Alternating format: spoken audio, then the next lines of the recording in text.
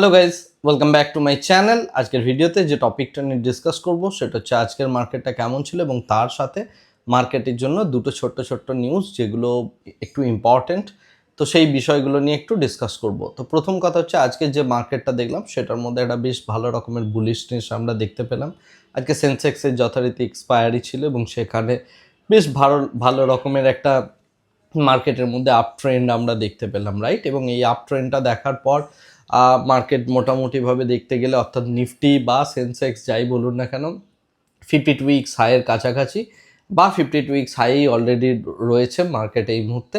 এবং যদি আপনি মান্থলি বেসিস ক্লোজিং দেখেন তো আপাতত আমাদের এই মান্থে ক্লোজিং হয়নি, স্টিল সেই দিক থেকে দেখতে গেলে মার্কেট অল টাইম হাইতে দাঁড়িয়ে রয়েছে, রাইট? ক্লোজিং বেসিস যদি আমরা বলি, যদিও এই মাসটার আপাতত ক্লোজিং হয়নি, বাট অল টাইম হাইয়ের একদম খুব কাছাকাছি রয়েছে। আর হয়তো 1-150 পয়েন্ট সেটা যদি মার্কেট মুভ করে যায় তাহলে একদম পুরোপুরিভাবে অল টাইম হাইতে পৌঁছে যাবে, রাইট? কিন্তু যারা লাস্ট অল টাইম হাই যখন ছিল সেই সময়ে যে পোর্টফোলিও যাদের ছিল এবং এই সময়ে যাদের অল টাইম হাইতে মার্কেট রয়েছে, এই দুটোর যদি আপনি পোর্টফোলিওর অবস্থা দেখেন, মানে এই সিনারিওজে যদি আপনি পোর্টফোলিওটার কম্প্যারিজন করেন, যদি আপনি স্টকের মধ্যে সুইচ ওভার না করে থাকেন তবে আমার ধারণা যে আপনার পোর্টফোলিও কিন্তু অল টাইম হাই গিয়ে পৌঁছায়নি, রাইট?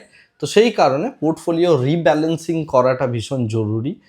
যখন লাস্ট টাইম অল টাইম হাইয়ের কাছে ছিল তখন আমি কনস্ট্যান্টলি রিব্যালেন্সিংয়ের কথা বলেছি, মার্কেটের ফলের কথা ইত্যাদি ইত্যাদি বিষয় নিয়ে বিস্তর আলোচনা করেছি আমার ইউটিউবসের মধ্যে। বাট এখন আবার মার্কেট ধীরে ধীরে অল টাইম হাই যাচ্ছে, মার্কেটের মধ্যে আবার অ্যান্টিসিপেশন তৈরি হবে। প্রচুর মানুষ যারা আগে এক্সিট করেছেন ফোমোতে ভুগছেন, পুরনো পোর্টফোলিও কেউ কেউ ক্যারি করছেন কিন্তু মার্কেট অল টাইম হাই গেলেও তার পোর্টফোলিও অল টাইম হাই যাচ্ছে না, তো সেই কারণে দুঃখ প্রকাশ করছেন, রাইট? তো বাট যেটা ইম্পর্টেন্ট জিনিস সেটা হচ্ছে মার্কেটের ডাইনামিক্সটা যদি আপনি বোঝেন তাহলে সিচুয়েশন বেসড আপনি নিজেকে ধীরে ধীরে পরিবর্তন করবেন এবং এই পরিবর্তনটাই হচ্ছে স্টক মার্কেটে একমাত্র কনস্ট্যান্ট, যেটা আপনাকে পরবর্তীকালে হয়তো প্রফিটেবল বানাবে বা আপনার যে ফাইন্যান্সিয়ালি যতটা আপনি এক্সপেকটেশন থাকছে স্টক মার্কেটের কাছ থেকে সেটা ফুলফিল হবে। বাট তার জন্য আপনার একটা দীর্ঘ সময় মানে কাটাতে হবে মার্কেটের মধ্যে। প্রত্যেকটা অ্যাসেট ক্লাস তার নিজস্ব ডায়নামিক্স, ইকোনমিক্স এবং তার সাথে আরবিআই গভর্নমেন্ট কি বলছে এই প্রত্যেকটা জিনিসকে কিন্তু ম্যাচ করিয়ে ধীরে ধীরে প্লে করার চেষ্টা করতে হবে। এবং এটা একটা দীর্ঘ জার্নি, এটা কোনো শর্টকাট কোনো একটা স্প্রিন্টের মধ্যে আমরা নেই যে এক্ষুনি শেষ হয়ে যাবে। মার্কেট কখনোই শেষ হবে না, মানে আমি এক্সপায়ার করে যাব, আমি মারা যাব, বাট তারপরেও মার্কেট কিন্তু শেষ হবে না, রাইট?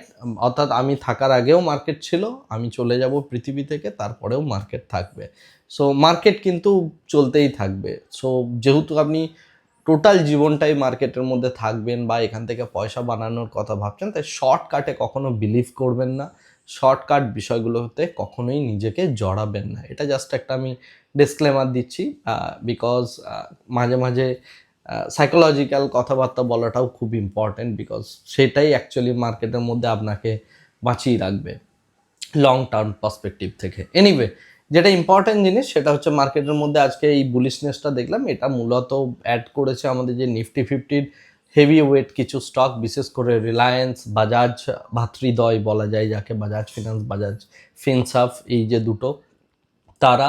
এবং তার সাথে সাথে দেখতে গেলে আরও যে সমস্ত ছোট ছোট স্টকগুলো রয়েছে, মানে নট ছোট ছোট, নিফটি 50 বড় বড় স্টকগুলো যেমন এইচডিএফসি ব্যাংক বা এই টাইপের যত স্টক রয়েছে সেগুলোর মধ্যে প্রত্যেকটাই 1%, 2% ইত্যাদি করে বেড়েছে, যার ফলস্বরূপ আমরা মার্কেটের মধ্যে এই বুলিশ র্যালিটা দেখতে পেলাম, রাইট? গতকালের যদি আমরা এফআইআই ডেটা দেখি তাহলে এফআইআই নেট বায়ার ছিল, ডিআইআইও নেট বায়ার ছিল।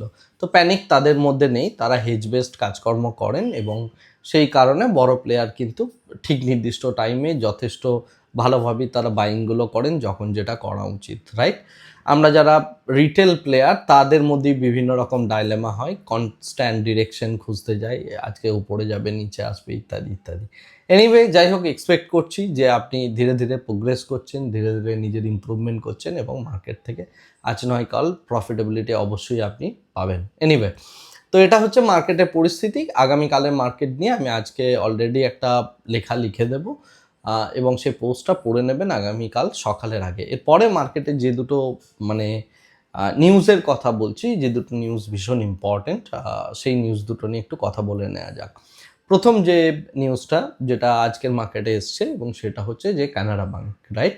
কানাড়া ব্যাংক যথেষ্ট পরিমাণে বেড়েছে বিগত, যদি আমি 5 মাসের কানাড়া ব্যাংকের জার্নি দেখি তার শেয়ার প্রাইস, বাট রিসেন্টলি তার একটা ফান্ডামেন্টালি মানে চেঞ্জেস করছে, যেহেতু মার্কেট একটা ডেপ্ট সাইকেলের মধ্যে রয়েছে এবং ডেপ্ট সাইকেলে প্রত্যেকটা বড় বড় ব্যাংক বা প্রত্যেকটা বড় বড় ইনস্টিটিউট বা প্রত্যেকটা বড় বড় ইন্ডাস্ট্রি তারা ডেপ্ট ইনস্ট্রুমেন্টের দিকে বেশি মানে ঝুঁকে পড়ে। ঠিক সেরকমভাবেই দেখতে গেলে কানাড়া ব্যাংকও সেম জিনিসটা করছে এবং তারা TR1 যে বন্ড আছে, AT1 যে বন্ড আছে, সেই AT1 বন্ড তারা আনতে চলেছে 3500 কোটি টাকার। যারা ফিক্সড ইনকামের কথা ভাবছেন, এই বন্ডটা মোটামুটি ইয়ারলি আপনাকে 7.5%-এর কাছাকাছি রিটার্ন দেবে এবং হুইচ ইজ বেটার প্রপোজিশন দেন আপনার FD। তো যারা বন্ডে ইনভেস্টমেন্ট করতে চান তাদের জন্য এটা একটা অপরচুনিটিস এবং সেটা মোটামুটি খারাপ অপরচুনিটিস নয়, 7.5% ইজ যথেষ্ট ভালো। তো এনিওয়ে, তো যারা ফিক্সড ইনকামের কথা ভাবছেন বা ডেপ্ট ইনস্ট্রুমেন্টের মধ্যে পয়সা রাখতে চান, এই অপশনটা এক্সপ্লোর করতে পারেন এবং এর জন্য আপনি আপনার মতো করে স্টাডিগুলো করে নিন। এবং এই বন্ডটা রিলিজ করবে হচ্ছে 25শে নভেম্বর। 25শে নভেম্বর থেকে মোটামুটি তারা 3500 কোটি টাকার কাছাকাছি বন্ড আনতে চলেছে।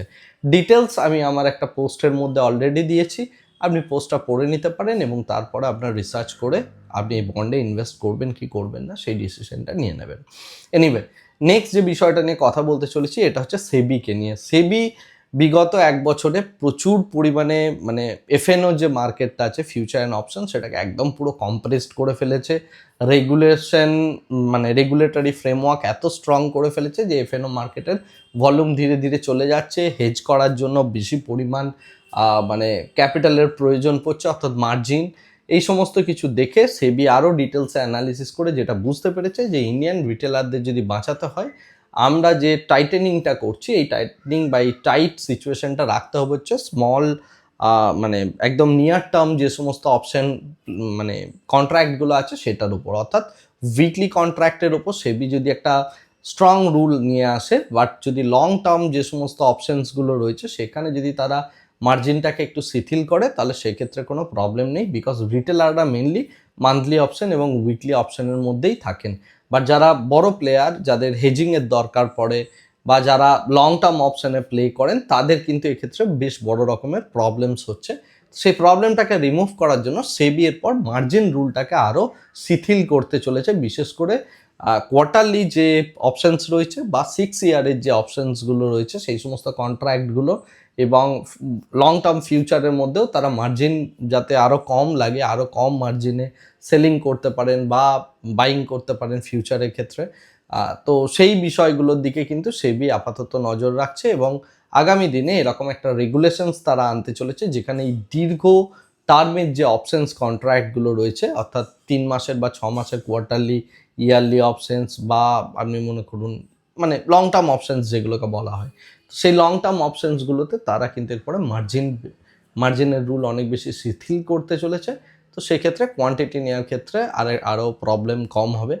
বাট যারা রিটেল প্লেয়ার, যারা ওই এক্কা দশ এরকম ব্যাপারটা খেলে, তাদের জন্য এটা মোটেও ইম্পর্টেন্ট নয়।